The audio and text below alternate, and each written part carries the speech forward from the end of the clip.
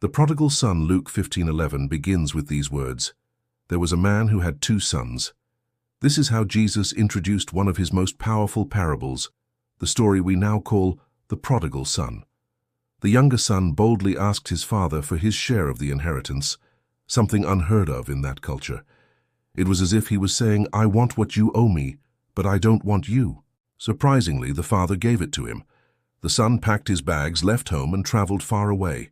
With money in his hands and freedom at his feet, he wasted everything on wild living. But life has a way of running dry. A famine struck the land, and soon the young man had nothing. Hungry, broke, and alone, he took the lowest job imaginable, feeding pigs. Even then, he was so desperate that he longed to eat the pigs' food. At that moment, he realized the truth. Even my father's servants live better than this. So he set out to return home, not as a son, but hoping only to be received as a servant. But while he was still a long way off, his father saw him. He ran toward his son, embraced him, and kissed him. The son tried to confess his failure, but the father interrupted. He called for a robe, a ring, and a feast. He declared, "For this my son was dead and is alive again. He was lost and is found."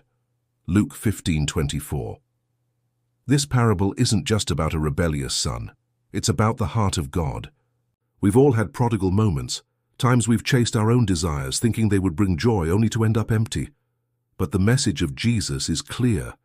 No matter how far we've wandered, God's love waits for us. He doesn't just accept us back. He runs to meet us with open arms.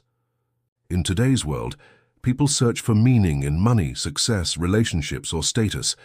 But those things never fully satisfy. The story of the prodigal son reminds us that true fulfillment is found only in returning to God, who forgives, restores, and celebrates when we come home. So if you've drifted or feel far from Him, remember this: you are never too lost to be found. God's mercy is greater than your mistakes, and His arms are always open. That is the message of the prodigal son.